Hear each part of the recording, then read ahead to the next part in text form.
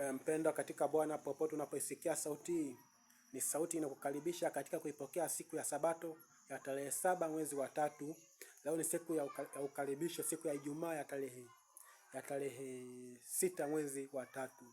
Kuna somo muhimu hapa tumeliandaa kwa kulitamka au kwa kulisikia unaweza kuliona kama vile somo chepesi sana, lakini somo lina ugumu wake. Somo linasema upendo au binafsi. Hili somo la mafungu ambayo utasoma na yataweza kukusaidia kufungua akili yako na utaelewa nini maana ya upendo au binafsi. Fungu la ukariri linasema, usiogope kwa maana mimi ni pamoja nawe, usifadhaike kwa maana mimi ni Mungu wako.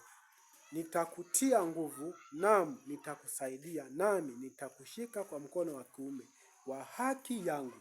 Ile fungu la ukariri linatoka katika kitabu cha Isaya fungu la 41 aya ile ya 10. Nitalirudia, linasema, usiogope kwa maana mimi ni pamoja nawe, usifadhaike kwa maana mimi ni Mungu wako. Nitakutia nguvu, nami nitakusaidia, nami nitakushika kwa mkono wa kuume wa haki yangu. Katika somo la upendo au binafsi nina mafungu kama haya yafuatayo.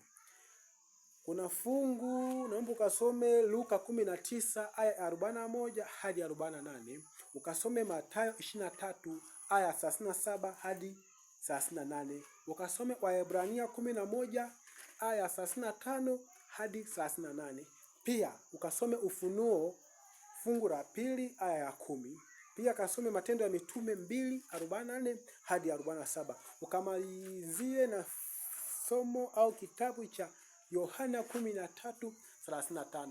Na uhakika ndugu yangu, unapoenda kusoma neno lolote lilo katika kitabu hivyo nilivyokutajia mojawapo, neno utaenda kupata nini maana ya upendo au binafsi kwa pamoja.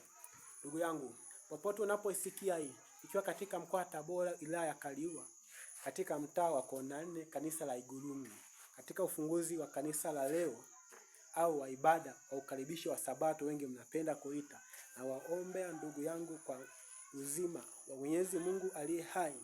Yoyote yule atakayeamka salama salimini kesho awai katika ibada ya tarehe 7 mwezi wa 3 2026.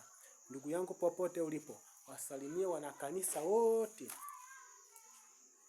utakao sali nao katika Sabato na waombee. Mwambie na wasalimu kwa jina la Bwana Yesu Kristo, na mimi nitawasalimia wa kwangu, ahadi yenu itawafikia. Naomba awe pamoja nanyi Mungu katika jioni hii. Amina.